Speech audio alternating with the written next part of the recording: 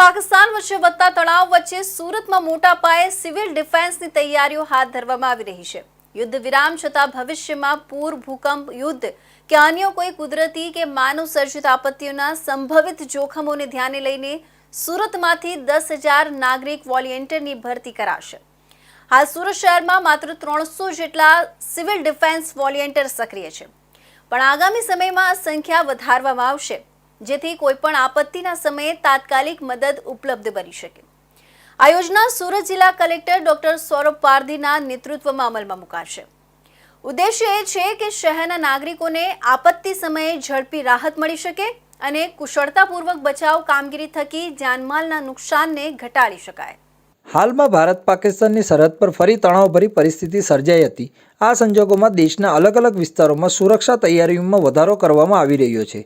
ત્યારે સુરત જિલ્લા માટે મોટી રાહત અને રક્ષણાત્મક યોજના અમલમાં મુકાઈ છે। સુરત જિલ્લા કલેક્ટર ડોક્ટર ધવલ પારઘીના માર્ગદર્શન હેઠળ નજીકના ભવિષ્યમાં જિલ્લામાં 10,000 નાગરિકોનું સિવિલ ડિફેન્સ વોલેન્ટિયર તરીકે ભરતી હાથ ધરવામાં આવશે।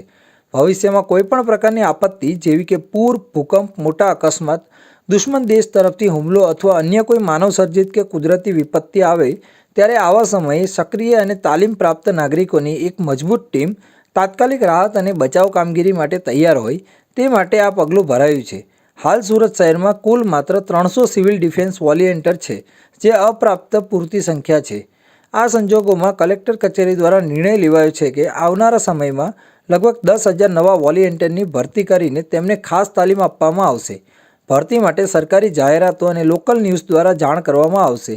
વિવિધ કોલેજો, સંસ્થાઓ અને સમાજસેવી સંગઠનો મારફતે લોકોને જોડવામાં આવશે। નવા વોલેન્ટિયરને rescue, first aid, traffic control, fire safety અને આવાસ વ્યવસ્થા જેવી વિવિધ બાબતોમાં તાલીમ અપાશે।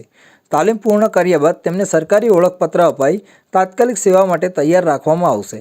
સિવિલ ડિફેન્સ એ માત્ર યુદ્ધ દરમિયાન કામ કરતા કર્મચારીઓ માટે નથી, તે આપત્તિના કોઈપણ સમયે નાગરિકોની જિંદગી બચાવવાના પ્રયાસોમાં આગળ હોય છે। આ વોલેન્ટિયર તંત્ર પોલીસ, ફાયર વિભાગ, 108 એમ્બ્યુલન્સ અને અન્ય તાકીદના વિભાગો સાથે મળીને કામગીરી કરશે।